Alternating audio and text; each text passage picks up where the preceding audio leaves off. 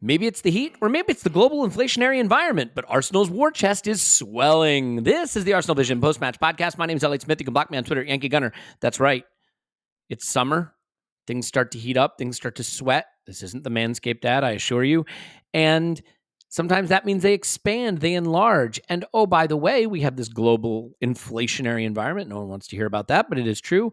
And all of these things have combined to take that old wooden chest where Arsenal gets the money that they use to pay for players and have caused it to swell. I don't know if you know what inflation does. It actually, if you have an old wooden chest full of doubloons, more doubloons appear in the chest. Like, it's really a fantastic thing. I don't know why people are so down on it. I'm kidding, but let's not stay on that topic very long. Let's just say that the rumors, there are times when rumors come out and you're just like, oh, this is nonsense, or it's leading us down the primrose path, and you can just kind of snuff it out.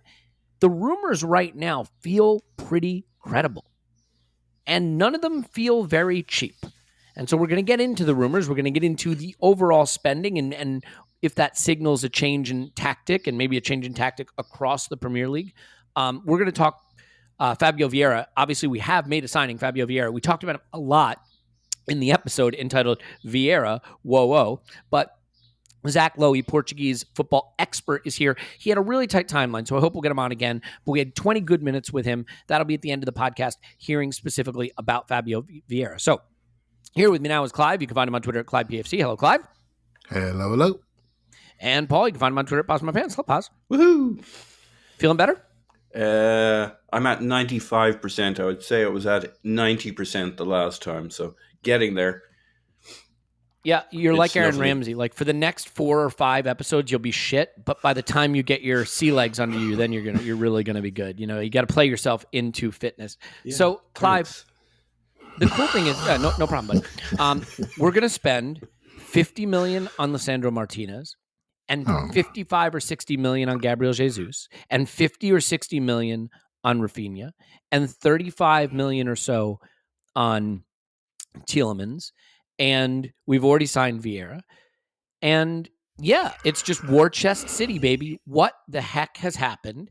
And let me ask you, I'll ask a question so that you can then talk about whatever you want. Let me at least get the question out there that I'm curious about, so the listener knows at least what interests me, which is, have we seen and are we seeing a complete sea change in the way Arsenal approach spending in the market and building their squad, financially speaking? Yeah, I think they've recognised what they have to do to reestablish the name of the club. And it started last year, didn't it? And some of that was painful, seeing people get paid off. Yeah, seeing people get paid off from previous mistakes. We're lucky Willian paid himself off. Right, so we're lucky in that regard. Yep. And seeing those errors, and we're still cleaning a house a little bit. We've still got a couple more to do. Maybe, there's a few lone players potentially not quite gone yet, and there's Pepe sitting in the corner of the room with his locker cleared out. That needs to be sorted out. And we know that we need to rebuild the playing pool. The playing pool was heavily expensive wage-wise, but not very good from a squad value perspective. So they pivoted. They pivoted last summer to young players. They already had a couple of good players in Gabriel, Partey, and Tierney from the previous windows. And they've laid on top of that, and they've continued this. Well, the rumours seem to fit a continuation of bright young players, but maybe a couple a bit more established at a 24, 25 age range, which is exactly what we need, because you can't always sell jam tomorrow, right? You need to have something today, particularly in the top end of the pitch, where you need to score goals. And if Tim was on his podcast, he'd be saying, you don't really start scoring goals till you're 23. So you don't need to be buying 20-year-olds to score goals. And that's what we survived on. We survived on 20, 21-year-olds to take us to the promised land. And we ran their legs off. And so I know you've had a previous debate, and I'm sure we'll get into it again, because you never leave debates until you absolutely crush it. No, I've got a script. I wrote down all the things I should have said the first time, so you're really going to get it this time. Let me tell you. No, you can't beat me. So I've been training in the Discord. It's like the Rocky training sequence. I played music while I was messaging in Discord. It was amazing. I'll tell you now, before I started the podcast, I put my shin pads on. I'm ready for you, whatever you say regarding midfield.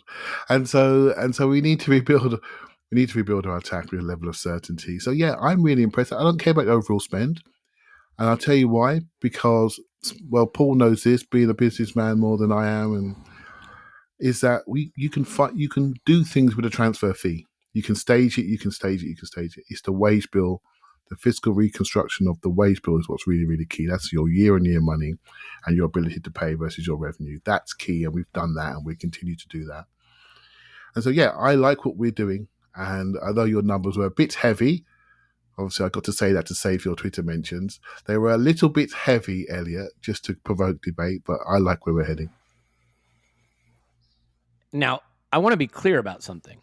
My numbers are based on a currency that equates to exactly what the rumors are. I can't disclose what currency it is because it was told to me by an FX trader and it's extremely, extremely confidential. But whatever number you think I was off by, just transpose it into the currency I was using, and that will give you the correct answer. Paul, before we get into the debate on the specific players, do you want to just weigh in briefly on whether you see a sea change happening here? I mean, the reality is, like, maybe one of the reasons my squad building and transfer ideas sometimes are met with, let's just say, displeasure, derision, nausea, are met with hostility, you might say, is that I grew up with Arsenal in an era, or at least really my most memorable era, really, when it comes to squad building, was 1 in, 1 out. You sell to buy. Net spend to 0, baby, or net spend to 50 million, right? We sell this guy for 45, we buy this guy for 38, whatever the case may be. And so I've sort of set my philosophy about what we need to be doing around, that kind of approach, because that kind of approach dominated our thinking for so long. Yeah. Paul, do you think we've crossed a Rubicon here where we will now spend what is needed regardless of selling, and that this is a long-term strategy, or is there something going on here maybe that's a second order effect that we're not really thinking about? We have crossed the Rubicon, or as Caesar said, alea jacta est. The die is cast. The die is cast, yes. I think it'd be very interesting to have Swift... Wait, just real quick, alea jacta, like a attacking midfielder can play in the left half space. What's the I'm kidding. You keep going. And we're going. They haven't asked us for 50 million, but we're going to give them 50 million because it's just we can't. We've got it, and it's burning a hole in our pocket. Yeah, it's like you got a pocket full of 50s. Nobody can break them, so we're going to give them 50 million. That's the note we have. Yep. Be interesting to get somebody like Swiss Ramble to quantify when we stopped running at break even season on season, because like if you go back to the season we bought Aubameyang and Lacazette and seasons since then you got the intersection of Usmanov being bought out, and you have the thread of Josh Kroenke. Maybe it wasn't world shaking to say we've got a Europa League squad on a Champions League wage, and that focus on wages. And then you have Gunnar Blog last summer emphasizing that within Arsenal's thinking, we didn't mind paying 50 million for Ben White if we got the player we wanted and we got it at a wage that fit within our structure, because it was all about a wage reset. And we've been willing to pay higher fees, including, White, Ramsdale. We've been pushing people off the books, off the old wage scale, and who didn't fit the new template and the new mindset. And you have Edu talking about a young team growing together over 3-4 years. And I don't know how the numbers all work in that. And to your points collectively, they bought a top 4 club, which is what became a top 7, top 8 club. And they want a top 4-ish club back. I don't think anybody can say you're a top 4 club unless you're City, Liverpool, maybe Chelsea up till this point. From here on forward, it's only maybe Liverpool for a few more years, City, and then the rest are clubs that challenge for top 4 or top 3. Right. And so they can't guarantee themselves a top 4, but they want a true top 4 contending team because that's where the value in Arsenal is. And ESL or a UEFA competition for the Champions League evolving, they want to be in that frame, and it's not going to get easier. You got your Newcastles coming, etc. So it's really a top 7 going for top 4. And the problem is, we are not going to return to a point where you just arrive as a top 4 side and you're there 20 years. That's done. We spent 20 years just almost feeling it was our birthright to be in the top 4, both because of economic might and because of the way we were run and the prestige of our club and its ability to attract talent. I think we're seeing a few things. First of all, I said this at the end of last season. There was a lot of hand-wringing about, well, we've lost Champions League, so can we get the players we want to get?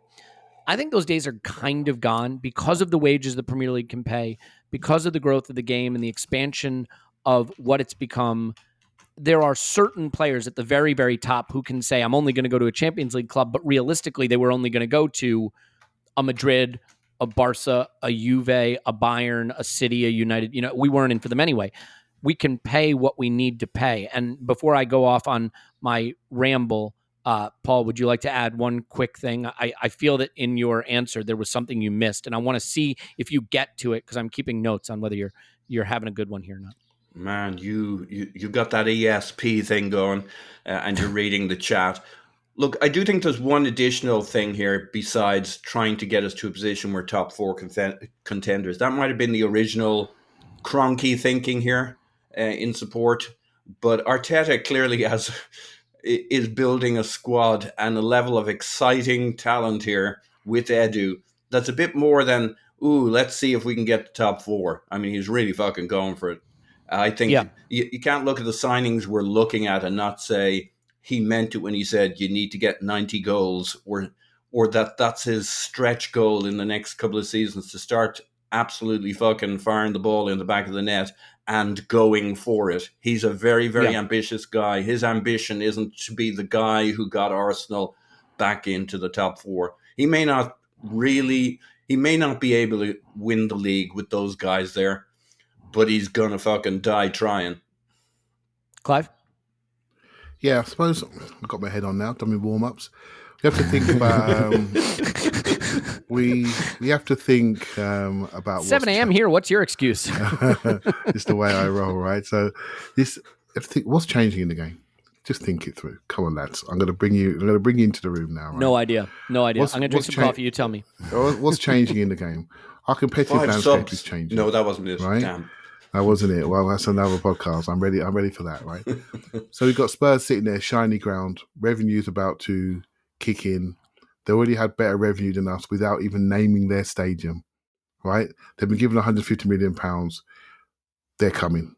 Whether we like them or not, they're coming. Newcastle, they're around the corner. They can spend up to 400 million and still don't break FFP. That number, maybe a little bit off it. I've read it could be up to 600 million. Obviously, they're not going to do that. They got Dan Ashworth in as their director of football. He's smart. He was at Brighton, so he's Brighton smart, right? So let's see what they're going to do. Chelsea have a new owner. They bought the club for 4.25 billion. I often think we're underestimating the value of our football clubs. 4.25 billion, that is the record sports transfer of anything in the world. That tells you that the current model by which we run the Premier League, with Sky TV being the primary broadcaster, is not long for this world. Elliot, we've had offline chats about this. There are big players out there sitting ready and waiting that stream this stuff. The Premier League could easily own their own TV deal, and then it's all bets are off. We are talking about mega money. These guys are not overpaying now. They're probably underpaying given where the potential is. And so if you're a club now, like Arsenal, with Manchester United sitting there with rats running around their stadium, soon they'll work it out. Soon they'll redo Carrington. Soon they'll rebuild that. They'll stop giving 1.5 billion away in interest payments to the Glazers. Once they stop doing that and work out their ownership top down, they're going to be huge and a massive force. Think about Manchester United with 1.5 billion in their pocket extra, similar to what Chelsea had, right? So, and what they could achieve. How frustrating it must be to watch Man City do what they're doing when they're sitting there with a decrepit infrastructure and no sort of project to sell. They are going to wake up. They are going to wake up. And so right now, given the fact we're coming out of a Super League attempt, which we all know was a little bit of fishing, right? So trial balloon, yep. Mm-hmm. Yeah, right now, you need to be positioning yourself. Position yourself for either a media explosion, position yourself versus your competitive landscape of the football side of things. So you need to do your work. When your talent's there, do your work. Don't wait. You can't wait a year. We can't have another Peter Cech summer. Those days are done, right? If you have that, the world will end. If you lose 3 games at Arsenal, the world nearly ends, right? So justifiably, to be fair. We are now... If we make a wrong substitution, we have a problem. We don't play the right left back. Don't make a wrong substitution, for fuck's sake. Yeah, we have a problem, right? So, and we're all part of this, right? So let's not pretend, don't sigh and smile and say, well, it's not me. Yes, it is you. You're all part of it. We all have the similar feelings on different things. Sorry, Dad. and so that's it. The world is changing, and we have to change with it. We have to get ahead of it. We really have to get ahead of it. The other leagues in Spain and in Germany and in Italy, they now have guaranteed revenues again because the crowds are going to be back in the stadiums. They're going to flex their muscles again. So while we have an advantage in the market, we need to take it. Right? So this is a really interesting time for football. And whatever we do, it might feel uncomfortable, but throw away your previous structures, throw away your previous thought processes, because it doesn't matter anymore. The world has changed. We're just coming out of a freeze period. We're going back into certainty of revenues. We're going back into much more commercial deals coming in because those companies now feel as though they can diversify rather than paying out payments to staff to keep them on board. They now need to rehire. They now need to explode their businesses. So we are in there, sitting there well positioned, and so we need to be positioned as a football club. We can't be sitting 8th and 9th and 10th anymore. That can't happen. And so we need to completely back the manager and allow him, whoever that manager is, by the way, it doesn't matter, because he's the total of the program. Mm-hmm. Completely back the manager, make sure he upward manages, and make sure that the Cronkies invest to allow him to achieve what we need to achieve on the football pitch, which positions us for any change in the football world going forward. Yeah, I think that's well said. There's a couple of things that I'm curious about that are probably a pod for Giant Gunner and not for us, but I do sort of wonder what the economic model behind all this is. Because if you're saying to me, maybe Stan just really wants to win and he's ready to reach into his pocket and start spending to do that, my answer to you is I don't think so. I don't think so. I don't think this is about competitive fire. That's not a shot at him or not shot at him. I mean, again, this is going into your world a little bit, fire away. Particularly in the US. So I'm going to say no, I could get a kick in, right? But I'm watched American football, and the Rams are champions, right? Sitting in the best stadium in the world. Glad you brought it up. Yeah. And so isn't the NHL team in the Stanley Cup final? Is that happening? Right. So here's the reason why this is different, right, Clive? Because I want to make sure to emphasize this. Mm-hmm. Set aside the stadium that Stan at his core is a real estate guy, right? Real estate is his business. He built a multi-billion-dollar stadium in LA to enhance the asset value, to sell retail space, to build a strip mall, which is how he made his billions. Okay, it was not to build a mausoleum for a winning football team. But here's the thing you have to realize about American sports outside of baseball, which critically Stan does not own. They make money. They don't lose money. There's a salary cap. And so whatever you think you're spending, it's capped. And a certain fixed percentage of the revenue goes to the owners, and they make a profit. Or at a minimum in most of these leagues, if they're not making a profit, the losses they're making are minuscule. Baseball, again, set that aside, and he doesn't own baseball. So while it may look like, he's spending so much to make the Rams a winner, if you set aside what he spent on his real estate project, he's making money from the Rams. He's making money from the Rams, not losing money. Now, I'm sure there are people that are going to come back to me and say that's not accurate. Over any span of time that you measure, really, you're going to make money owning a football team, an NFL team, aside from the stadium stuff, which is separate. So the only reason I bring that up is it's not to say that they're not trying to win. They are trying to win, and you can be more aggressive. You can push into the luxury tax in the NBA. There's all kinds of esoteric detail we don't have to get into. What I'm saying, though, is to build a winner in football, you can incur losses. And when I say losses, I don't mean like 5 million pounds, 10 million pounds. I mean like 500 million pounds, £1 billion of losses just on player purchases. The other thing to bear in mind in the NFL, and this is really important, and this drives me nuts in a way, there are no transfer fees in American sport. The money you spend is purely wages. In football, obviously, we have wages and fees. Now, I regard those fees as essentially wage theft from the employees, right? Wage theft from the players, because it's just owners giving each other money, essentially, clubs giving each other money for the right to take a player who they then pay probably less. Right? Because if the player, we all know this, if the player goes on a Bozeman, what does he get? He gets a bigger wage packet because there was no fee involved. You don't have that in American sport. So you can look at the bottom line and say, I acquired this player and here's my cost of ownership and it's going to the wages I pay the player. And so that is a different dynamic. Clive, I'll let you weigh back in on this, but this is a rabbit hole I don't want to go too far down because I think I'll be 20 the seconds, rumors mate. themselves are certainly more interesting to the people listening aside from the three of us. Yeah. And it's speculation and we're speculating. And all I would say is last time I looked, these guys don't like giving money away for free for too long. No. Right? So they speculate medium and long term. They're speculating medium and long term. It's back to what I spoke to. The TV deal by which the Premier League is run is starting to look a little bit tired. And it's starting to look a bit expensive for the individual consumer. And there are many consumers that do not buy it. Right? So particularly in England. So there's so much room for growth. And that's where the money will be returned, in my opinion, in some form or another, right? So to get that, to make sure you're at the top table, no matter what change you need to make or what's going to happen around you, back to what I said earlier, you've got to be positioned.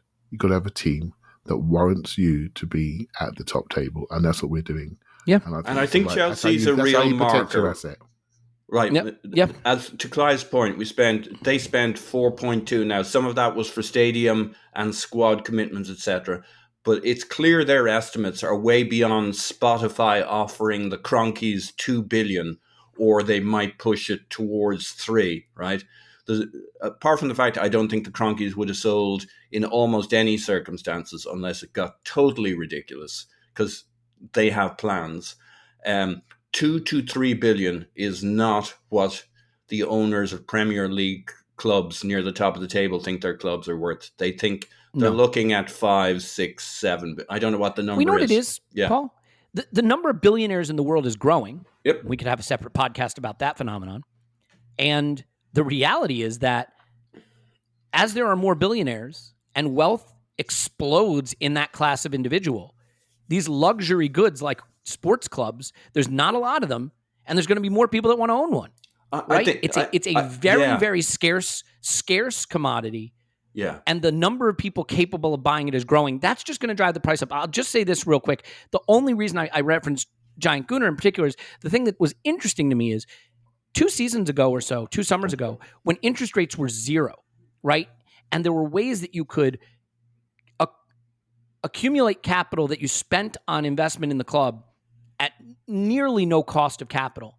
That was interesting. But capital markets have completely changed. Interest rates are going up, and there's some contamination maybe in Stan's business because some of these strip malls are in trouble because of the pandemic. Walmart is down. Like, I did wonder if there could be contamination of those factors into the way these, especially American billionaires, were going to spend on their teams, because the way they get capital, the way they finance these deals is changing. But look, it's so complex. They could feel that a £300 million loss on Arsenal is a really nice tax write-off against their tax bill for their other business. I have no idea. So I do want to move on to rumors. I know, Paul, you have a last point to make. Can we make it quick? Because I really do want to touch on the specifics. I think more billionaires is a factor, but on the other side of the equation, business models are evolving rapidly. Like the move towards Amazon.com is from smaller mom and pop stores, etc. Like the way business is done is changing massively, so that more and more eyeballs are becoming more and more a part of certain companies' needs to get out there. You got various other forces, sports watching, blah, blah, blah. but legitimately business models are changing, and there's a capacity to deliver product totally different. Like you've talked about the camera, the work, the visibility of the pitch. I forget the term you use, where you can look down and see the tactics and the layout of the pitch and see it from all. Like there's so much they could deliver through a different form that we'll see in 4, 5, 6, 7 years. People can pay so much. I would pay, you would pay, Clive would pay so much more money for something that gave us so much more in terms of how we could watch it and experience it. So, like, this just... Yes. And this is the most just popular, crazy sport in the world. Yeah. Yeah. Okay. And again, by the way, that scouting video that we tried to do the other day, our Y Scout minutes had been used up because Paul had secretly been sneaking in there and using them up. We're back tomorrow with the full Lisandro Martinez and Rafinha scouting video. You know, as a final word on this, yes, maybe there's a Super League down the line. Maybe there's new budgets. We'll find out. We'll see where this is all going. But clearly, something seems to be changing. Now, Clive, I'm going to ask you a question that you're not going to want to answer. I would ask you to please answer it because I think it's a launching point for a conversation here. I'm going to give you names. I want you to rank the order in which you want Arsenal to sign them if we can't get them all. Okay? Jesus, Rafinha, Tielemans, Lisandro Martinez. Okay? Yeah. Jesus, Tielemans, Rafinha, Lisandro Martinez. In order, what would you do from most important that we get to, at least important is the wrong way to say it, but the one that you would put as the not most important? Is the best way I can say it. So Jesus is the most important. Right? Agreed. So, and we all sort of getting comfortable with that. And if we don't get him, there's going to be a riot. So we need to get that one done. Rafinha is what I think is my next one. And the reason being, what are we trying to achieve? We're trying to rebuild our attack, right? That is, for me, that's number one priority. We spoke the other day, Elliot, I think, was it a Patreon pod or a main pod? I'm not too sure. But we spoke about this. We spoke about what we could do in the number 8 position, how we could develop there. But we can't magic wingers and wide forwards and centre forwards. We cannot magic them. You know, we can't. And so I think that's an issue. I think, do we lose connection there for a second? Just for a second, I think we are still good to go. Yep, we're still good to go. Yeah. Fire away. Mm-hmm. And so for me, Rafinha's 2.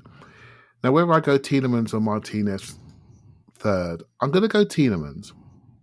And the only reason being is that I haven't seen a full game of Martinez, although I like the idea of him very, very much. You know, I like the idea of his versatility. I like what he does defensively, passing. I like his sprinting to the ball. I like his collision tenacity. And he can play in a number of positions. But it's like one of those hipster type things. Do you know what I mean? Oh, I like that. I like that. Well, you know what, mate? I didn't know him a week ago. So I can't say, oh, that's my number 3 because I didn't know him. And I do like the idea of Tielemans. I like it very, very much. I think his potential is huge. I think he can run football matches. And I know that because I've seen him do it. I've seen him do it in the summer break. And so I should be true to myself and be honest and say, that's my next one. You know, although tactically I can see exactly why the fit for Martinez is really, really good. I don't like the price. It's creeping up. One of our Discord members said that Ajax does not want to lose these guys. They don't want to lose them, so they're going to charge a lot of money. That makes me pause. You know, that makes me pause a little bit. So that's my order, mate. Tielemans sneaks in there. It's a little bit of a hat tip to yourself. I know you like that player, but it's not the player as much as the position of need. I think that's a good list. Obviously, the only difference you and I have there, which I'll come to after we talk to Paul, is that I have Tielemans /stroke a starting left 8 ahead of Rafinha because of my belief in the need for that and the level that can take us up as a team more than adding Rafinha. That's something we're going to continue on in a minute. But Paul, please. We will. Paul, can you give me your order? Yeah, Gabriel Jesus, because he's great and because he can play 3 positions across the front line. And therefore, if Eddie's hitting it and in form, that's an extra player, and Jesus can play in 2 other positions, etc., etc. I think that gives us so much. And for a similar reason, I'm going to go with Lisandro Martinez, who, I'll be honest, I know fuck all about. So I've watched a bit of video, and I've heard the pass. That's for sure. Yeah, having heard the reporting on it, and again having listened to Gunner blog on the logic, like he solves our Tierney problem. He gives us cover at left centre back, which I don't hugely care about, but Arteta always does with a left centre back, a left-footed left centre back. He can play in midfield and cover the Xhaka role. So that allows us, for example, that's a leverager in 2-3 different positions, and it gives us cover so that Vieira could actually play the left 8 because you have the technical and defensive security behind him with Lisandro, say, at left centre back, tucking into midfield. I just think those 2 players leverage so many other players. I mean, I'd love Tielemans and Rafinha just right behind that, but those 2 players buy us so much all around them that I'd go with those guys. I think they solve all sorts of problems that we had last season, and Gabriel Jesus solves a bunch of problems we're about to have in this crazy fucking packed season that's coming up. Yeah, I said this on the Patreon thing that Clive and I did, but like when Liverpool won the league with 99 points, Sadio Mane, Roberto Firmino, and Mohamed Salah started or played between like 35 and 38 games. Firmino played 38 games. Salah and Mane played like 35, 36, something like that. To win a title, you do need a little bit of injury luck. That's not to say you don't need any depth, but I do think that there is a belief that the way you win things is depth. And like, yeah, if you're Manchester City and you're spending £1 billion on your squad and literally every single sub would be a starter at every other club. Okay, that's great. And if you can do that, great. But I guess the way I look at it is, if, Clive, you always make the point, a team's not just 11 players, and I agree, but only 11 of them can be on the pitch at any given point. So if you put 11 players on the pitch and you've got a really good player sitting on the bench who's a left winger who's really good, but you've got a guy who holds you back who has to start because you haven't addressed that position. In my view, the hole that you have out there is a bigger problem that you should have looked at, right? Because that guy who's on the bench, it's not that he has no value, he has massive value.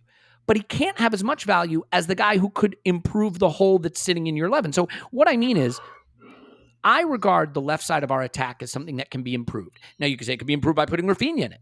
My belief is it can be improved through more goals, more assists, more creativity, dynamism, and threat from the left 8 position. Now, you could say Fabio Vieira will give us that. Maybe he's ready to give us that. That's entirely possible. I regard improving that. I guess what I would say, a front 5, Clive, of Martinelli, Jesus, Saka, Odegaard, Tielemans is a more dynamic and threatening front 5 than a front 5 of Rafinha, Jesus, Saka, Odegaard, Xhaka. Because that Xhaka component to me is going to mean you have just that little bit less ability to unlock the left side of your attack. And by the way, I could be dead wrong. Some of that depends on how good you think Martinelli is. Obviously, I think very good, and Smith Rowe. Versus how good you think Rafinha is, who is one of the elite ball progressors, dribblers, attackers of the box in the Premier League. So do you want to dive into that a little bit for us? Because I think that debate is one that both on Twitter and in the Discord and in places like people have not seen it my way, which is a shock, hard to believe. But I'm curious if you can articulate that a little more from our debate.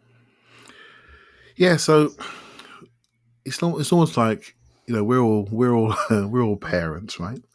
And when your partner's going through the labor, and she says never again, never again, never again, and then you have another child, right? So because she forgets, I literally did that. Yeah, she forgets, right? Well, I don't forget how I felt when we played Newcastle and when we played Spurs. How we looked, how ineptly looked offensively, how we couldn't get the ball to our forwards, how they couldn't hold it, what Palace did to us in forward areas. I don't forget. I look at it and I remember. I look at the fact we had very little forward threat and people were pushing up on us and not even marking certain people. I don't forget. Yep. If you don't have forward threat, you are not a football team. You're a team waiting to implode. And that is exactly what happened to us when our young 20-year-old forwards, who we overplayed, ran out of puff. Right? So we have to have a situation in this world where we have a team that we can rotate people and we can add freshness to people. Let's not dismiss freshness. Stop writing first 11s. Look at the team as 5+5, what we do behind the ball and what we do ahead of the ball. And we are going away from, looks as though we're going away from having the fullback in the front five to having number 8s in the front five. And that is pure Man City model, right? Fullback, number 8s in the front five, underpinned by inverted fullbacks who are versatile, who are ball progressors. We are all speculating here based on rumours, by the way. It could all change when a new rumour comes tomorrow. But this is where we are today. And so this is the fun. This is the fun. This is the juice. This is everything that I look forward to. How it could go, yeah. Right? Exactly. This is everything I look forward to. And so, knowing this, knowing where the game is going, knowing how with the 5 sub rules, how you need to have a level of defensive shape and different defensive system to end the game, potentially depends on the game state. Knowing what we have to do offensively with the 5 sub rules, knowing that 4 subs are going to get on most games, what we can do in the forward areas that 2 4s going to get on every game, which means you need 5 minimum. You probably need 6 for 3, right? What we have right now, we have a Smith Rowe, who we are debating what his shirt number is. We have Martinelli, who some people are debating what his shirt number in. Is he a big enough goal threat? Does he shoot enough compared to the year ago? We have Xhaka with a rucksack on his back carrying the whole club, right? That can't continue until we break his legs. We've got Eddie Nketiah, who is a promising player, and many people have doubts, but I've come around to it and my hands have been held up. I think within the group, he fits very, very nicely to the principles by which we play. So we need to add a couple of 25-year-olds in there. We can't do this again. Do you remember how you felt when Spurs were laughing at us at that stadium? We can't do this again. We have to prioritise forward areas. When you have goal threat, everything changes. People move away. They step away. You gain control. When you've got talent that can hold it, keep it, attract people, deal with overloads, deal with 2 fullbacks, and still get the ball out to there and get it back again in a different area. When you have a forward like Jesus that can work in inches in the box, get his shot off like he did in the Chelsea away game for Man City last year. When you have that ability, when you have Xhaka penetrating from the side, and when he gets his 60 minutes, Martinelli comes on and says, I'm going to have you now. Do we want to win or what? That's what I say. And yes, we have an issue at number 8, and we have had her for a number of years, but we've also got players we could develop in there. We got Odegaard who could develop backwards. We got Smith Rowe who could develop backwards. We got Saka who could develop backwards. We got Sambi Lokonga that could develop forwards. And so we can in-house that. We can develop that. But we can't magic up a Rafinha. We can't magic up Jesus. We can't magic up goal threat. We have to go to the market for it. And that's why it's my priority. And I guess, you mentioned City, right? And City's got 8s in the front 5. And like, I do think we're trying to be kind of more City than anything else, at least in approach. If you look at Granit Xhaka's numbers in terms of XA, XG, that kind of stuff, it most closely aligns in City's squad to Ruben Diaz. Okay? If you look at Tielemans, you know who's it most closely aligns to? Bernardo Silva. Yeah. I don't think that's an accident. And by the way, that's not kicking Xhaka. He's a 6 playing 8. Yeah. Mm-hmm. Just before you go on, as we develop, when you see that Martinez come in and see where he stands, see where his passes come from, trust me, in 20 minutes, if we sign him, the next discussion we're going to be having is what size suitcase is Xhaka taking to Germany? Right? So let this play out. I always have this saying. Yeah. I have this saying, you can't look at a game through one player's eyes. And I know he's got things that are not right, but I tell you what, I know that we got 3 guys that we spent 175 million quid on, 2 are gone, and 1's about to go, and that needs to be fixed. That demonstrates what we do. Goals, mate, it needs to be fixed. Just so no one hears the wrong thing here, I think Xhaka's had his 2 best seasons at Arsenal the last 2 seasons. People know I've never been hugely high on the player, and I think that there are weaknesses in his game that have held us back. I think his 2 best seasons have been the last 2. And I think the work he did trying to play left 8 was really impressive. He flexed some muscles I didn't know he had. But he's still a 6 trying to play 8. And that's why when I say XA and I say XG, you know what reminds me a little of Paul's Iwobi? Alex Iwobi was a lovely, lovely player for us. But he was a forward who scored no goals and provided no assists. And when he left, Saka came in and we started to have goals and assists, which, oh, guess what? Your forwards kind of have to do that. And you could say, well, with Iwobi, we had Ozil and we had Alexis, and he was more of a facilitator. Anyway, it's the same kind of thing with Xhaka, which is I can think he's done well and believe that for our left side of our attack, just look at Odegaard. Look at what he does for Saka, right? Look at what he does for the way we attack from the right half space. If we have something comparable, or at least that has some of those qualities in the left half space, I think we become a much more dangerous team. I think Martinelli and Smith Rowe look a lot more dangerous. I think Saka can start to benefit from getting to attack the weak side sometimes, right? Instead of having to always be ball dominant, because often we'll attack through the right and it's the guy on the left arriving. What if we could flip that a little bit? So I think there's a lot of dynamics here that change. And again, Rafinha looks like a real, and some of this is how you rate him, right? Because if you think Rafinha is going to go to the very top of the game, you have to go get him. You have to go get him. When you have an attacker who's going to the very top of the game, that can change your team more than anything else. But for me right now, with the way I rate our young attacking talent and presuming we get Jesus, I just have that left 8 as slightly more helpful to unlocking our full potential than adding another winger. Do I want both? You're darn tootin' I want both. But I framed this as a choice. And I like Lisandro Martinez too, by the way. I'd take them all. If the war chest has swollen, let's get swole and let's go get them all. Paul, thoughts? Yeah, I think we're all trying to solve that area from different angles. Clive made a very compelling case, at which stage I nearly turned to Your Honor and said, we fold our case. But I do still think there's mileage in Lisandro Martinez stepping into that. He's almost, he's basically what we project Zinchenko as, right? He can do almost everything, but he can also add some left centre back there. Again, my knowledge of him is pretty light, but he does get potentially Vieira on the pitch in that number 8 spot far more than he would have been in a season in which everything else stays the same. Kieran Tierney's bombing up the wing and trying to get back down again. Xhaka's covering that side. Lisandro Martinez, based on my understanding, or at least the document of understanding on Lisandro Martinez, allows Vieira to play that left side attacking 8 so that you don't quite need as much Tielemans. And Vieira's already here, so he buys us a lot, I think. And that's we're going to hear about him from Zach Lowy, and I asked him that question, Paul. Essentially, can he step in and play Premier League football from the start? Because obviously, if that's the case, that changes my nonsense, and I would like to revise my nonsense if that's the case. And so that's my 2 reasons for going with those 2 guys. Martinez is a multiplier in 2-3 positions. The one thing I'll say on Xhaka, I was watching a couple of games from last season. He was really getting in those positions in the box, finding himself there, I guess. And he does have remarkable resilience. I don't think he's going to get any penalty box presence anytime soon, but he was getting there. And, rumors of his demise and all that kind of stuff. But yeah, it's getting harder and harder.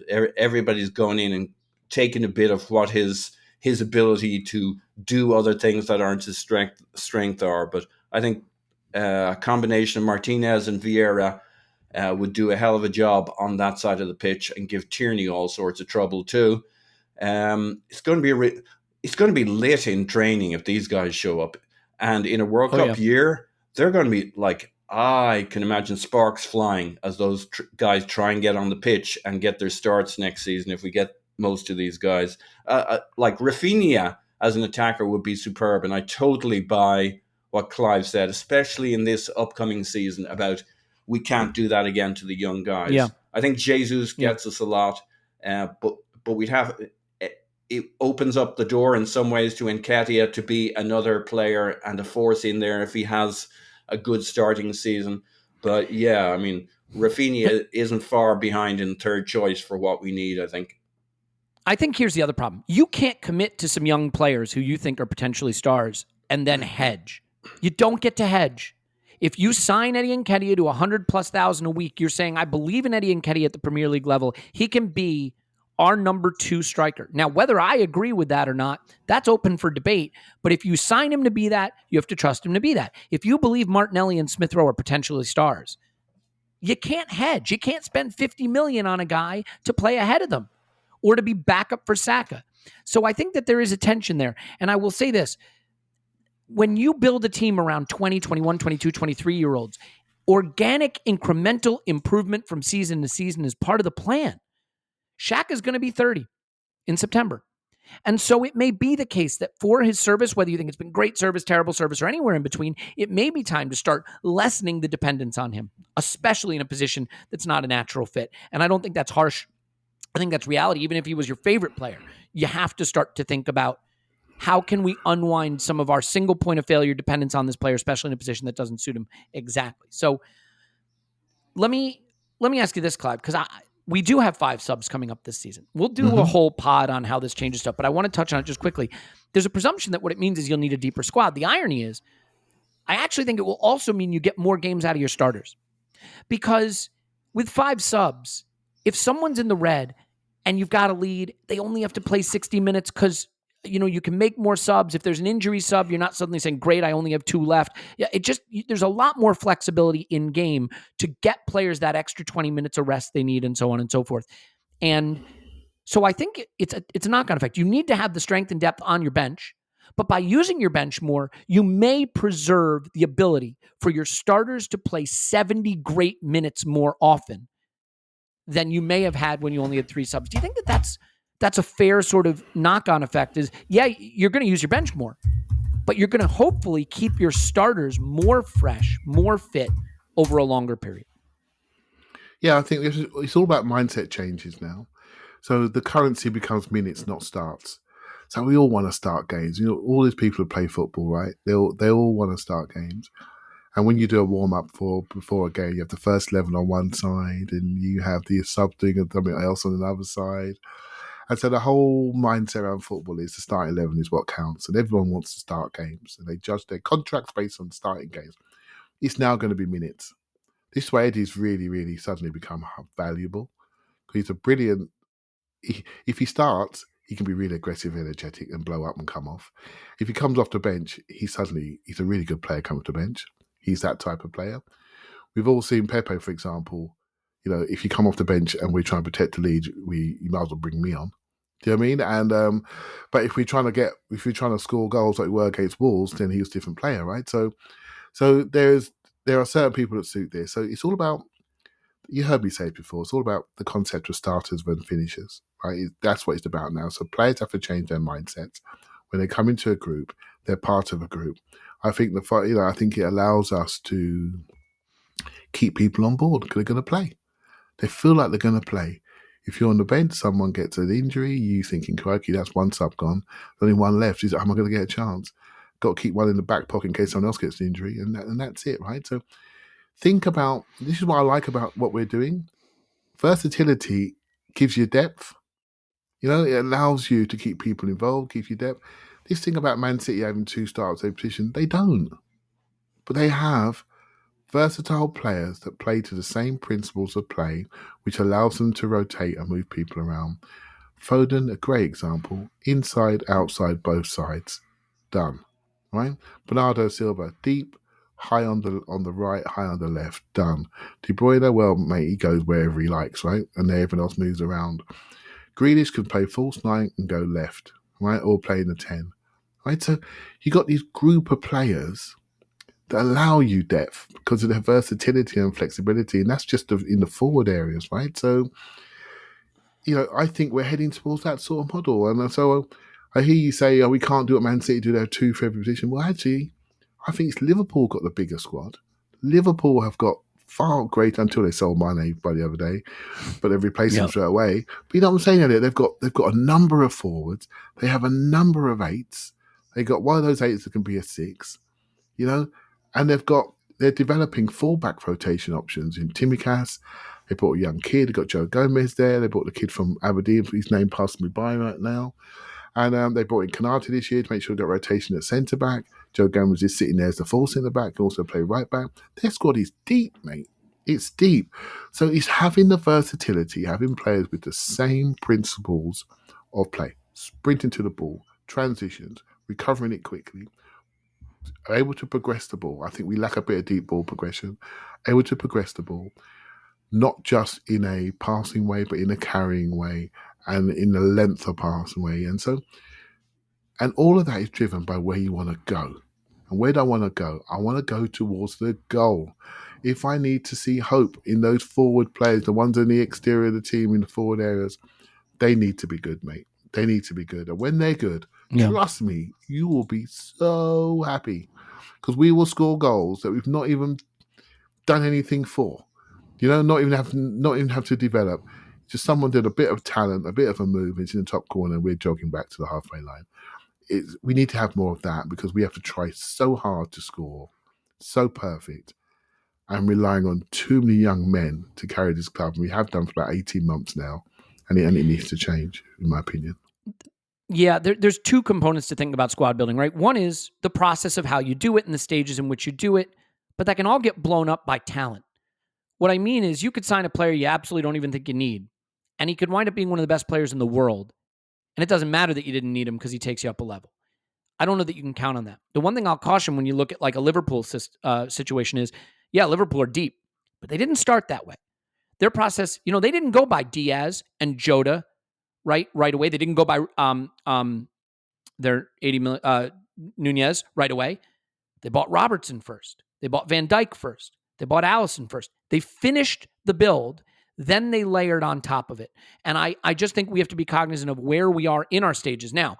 The way the rumors look, maybe we get everyone. We have to leave it there for now.